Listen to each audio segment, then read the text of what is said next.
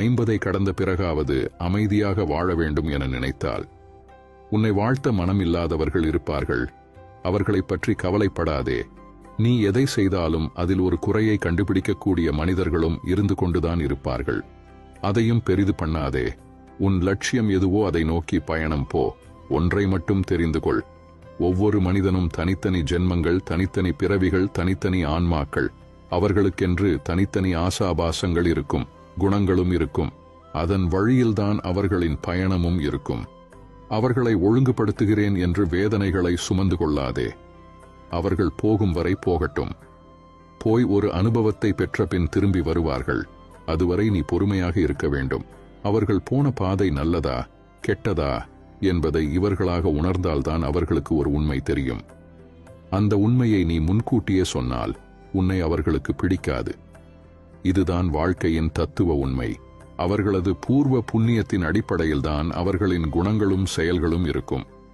அது உடன் பிறந்தவர்களாக இருந்தாலும், நண்பர்களாக இருந்தாலும், கணவன் மனைவியாக இருந்தாலும், பெற்ற குழந்தைகளாக இருந்தாலும், பேரன் பேத்திகளாக இருந்தாலும், எந்த உறவுகளாக இருந்தாலும் அவர்களது பிறவி குணம் ஒருபோதும் மாறாது. எதை செய்ய வந்தார்களோ அதை செய்வதுதானே அவர்களின் விதி. இதை நீ மாற்றி அமைக்க முடியுமா? ஒதுங்கி நின்று வேடிக்கை பார்.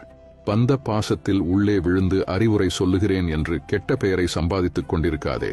அவர்களுக்கு அனுபவம்தான் குரு. செயற்கையாக ஒரு குணத்தை உருவாக்கி உன்னிடம் அன்பை காட்டினாலும் தான் யார், தன் குணம் என்ன என்பதை ஒரு நாள் வெளிப்படுத்தி விடுவார்கள். எதையும் ஏற்றுக்கொள்ளும் பக்குவத்தோடு இருந்து கொள்ள பழகிக்கொள். நாம் வந்து போகும் உலகத்தில் பிறந்திருக்கிறோம். அவரவர்களுக்கு என்ன வேஷம் கொடுக்கப்பட்டிருக்கிறதோ அதைத்தான் செய்து கொண்டிருக்கிறோம். எல்லையில்லாத அன்பை வைத்திருந்தேன், என்னை ஏமாற்றி விட்டார்கள் என்று புலம்பிக் கொண்டிருக்காதே. கடலுக்கும் ஒரு எல்லை வைத்திருக்கிறான் கடவுள். நீ உன்னை எப்படி வைத்துக் கொள்ள வேண்டும் என்று நினைக்கிறாயோ அப்படி வைத்துக்கொண்டு வாழ பழகிக்கொள். அதில் நன்மை வந்தாலும் தீமை வந்தாலும் உனக்கும் ஒரு அனுபவம் கிடைக்கும். அதை வைத்து உன்னையும் திருத்திக் கொள்ளலாம். இன்பமானாலும் துன்பமானாலும் அதை நீயே சந்திக்க கற்றுக்கொள். அதை பகிர்ந்து கொள்வதற்கு ஒரு துணையை தேடாதே. நீ பெண்ணாக இருந்தாலும் ஆணாக இருந்தாலும் வரும் துன்பத்தை எதிர்கொள்ளக்கூடிய ஆற்றலை உருவாக்கிக்கொள். மனிதன் மீது வைக்கும் நம்பிக்கையை விட இறைவன் மீது வைக்கும் நம்பிக்கையை அதிகரித்துக்கொள்.